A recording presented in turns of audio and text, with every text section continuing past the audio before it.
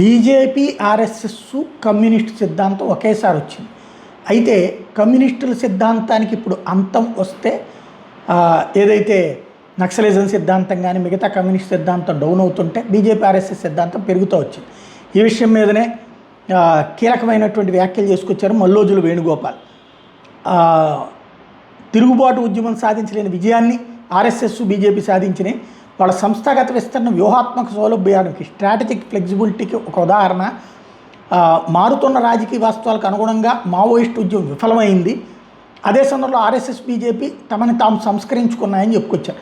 తిరుగుబాటు ఉద్యమం సాధించలేని విజయాన్ని వాళ్ళు సాధించారు అన్నటువంటిది ఇండియన్ ఎక్స్ప్రెస్కి ఇచ్చిన ఇంటర్వ్యూలో చెప్పుకొచ్చారు. ఒకప్పుడు ఆర్ఎస్ఎస్ బీజేపీ కేవలం బ్రాహ్మణులు మరియు బనియాల పార్టీగా ఉండేది. ఇప్పుడు అది వాళ్ళకి మాత్రమే పరిమితం కాలేదు. ప్రధాని మోడీ వచ్చారు, అందరూ లోపలికి వచ్చారు, వాళ్ళు మరింత విస్తరించారు, వాళ్ళు ప్రతి ఒక్కళ్ళని చేరుకుంటున్నారు.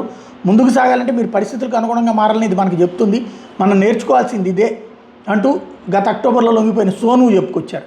గచ్చిరోలి పోలీస్ ప్రధాన కార్యాలయంలో గదిలో తెల్లటి చొక్కా నల్లటి ప్యాంటు ధరించి జేబులో నీలి రంగు పేరు పెట్టుకుని కూర్చొని సోను ఎంపిక చేసిన రిపోర్టర్ల పేర్లను పోలీసులు నోట్ చేసుకుంటుండగా ఎటువంటి సంకోచం లేకుండా మాట్లాడాడు. 2010 తర్వాత మావోయిస్టు ఉద్యమాల ప్రపంచవ్యాప్త క్షీణత గురించి అడిగినప్పుడు ఈ పతనం అంతకుముందే ప్రారంభమైందని చెప్పుకొచ్చారు. చైనా విప్లవం తర్వాత ఎక్కడా ఏ విప్లవం నిజంగా విజయం సాధించలేదు. పరిస్థితులు మారుతూనే ఉన్నందున మేము విఫలమవుతూనే ఉన్నాము. ఒకరు పరిస్థితులకు అనుగుణంగా మారాలని ఆయన విశ్లేషించారు.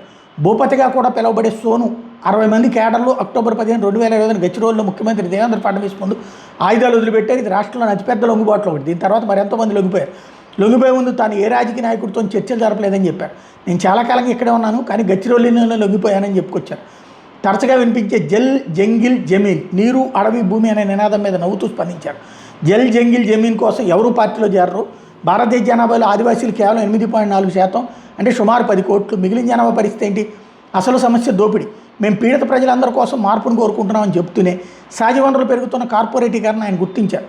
2011 ప్రాంతంలో ఆయన దండకారణ్యం స్పెషల్ జోనల్ కమిటీ ఇన్ఛార్జిగా ఉన్నప్పుడు గచ్చిరోలి, సూరజ్గఢ్లో మావోయిస్ట్ పార్టీ పరిమిత మైనింగ్ కార్యకలాపాలకు అనుమతి ఇచ్చినట్టు వార్తలు వచ్చినాయి. దీని మీద సోను స్పందిస్తూ ఆమోదంపై కమిటీ నుండి వచ్చింది. అందులో వ్యక్తిగత ప్రయోజనం లేదు. మేము తీవ్రమైన వనరుల కొరతను ఎదుర్కొంటున్నాం మరియు పరిమిత ప్రవేశం సహాయపడుతుందో లేదో అని అన్వేషించాం. తర్వాత విస్తృత చర్చల అనంతరం అది విమర్శించబడింది. నాయకత్వం దాని మీద పునరాలోచన చేసి ఆత్మవిమర్శ చేసుకుని దాన్ని రాజకీయ తప్పితంగా అంగీకరించిందని చెప్పారు. ఒక మైనింగ్ కంపెనీ తనకు పని ఇచ్చిందనే ఆరోపణల గురించి సోను మాట్లాడుతూ, నేను బయటకు వచ్చి లొంగిపోయినప్పుడు నన్ను ఒక మైనింగ్ కంపెనీకి బ్రాండ్ అంబాసిడర్ని చేశారు, నేను ఇప్పటివరకు అలా చూడనే లేదని చెప్పుకొచ్చారు. అక్కడ పనిచేస్తున్న లొంగిపోయిన కేడర్ గురించి చెప్తూ సుమారు 4,000 మంది అక్కడ పనిచేస్తున్నారు. వాళ్ళంతా నక్సలైట్లా. మేము కార్పొరేటీకరణ వ్యతిరేకించాం, కానీ వ్యవస్థలో ఉండి పనిచేయచ్చు. మనం ప్రజల గొంతుకును బయట నుండి వినిపించగలమా, లేక వ్యవస్థ లోపల నుండి బాగా వినిపించగలమా అని ప్రశ్నించారు. సాయుధ పోరాట భవిష్యత్తు గురించి మాట్లాడుతూ ఇప్పుడు చాలా తక్కువ మంది కేడర్ మిగిలి ఉన్నారు.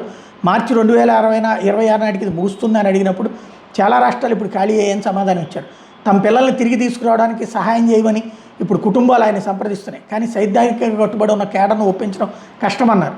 కొందరు అక్కడే ఉండాలని నిశ్చయించుకున్నారు. వాళ్ళ గురించి మాత్రమే ఆందోళన చెందకుండా మనం నిర్మాణాత్మక పని మీద దృష్టి పెట్టాలి అని చెప్పుకొచ్చారు. తనతో పాటు లొంగిపోయిన వాళ్ళ పట్ల తాను బాధ్యతగా భావిస్తున్నట్టు చెప్పారు.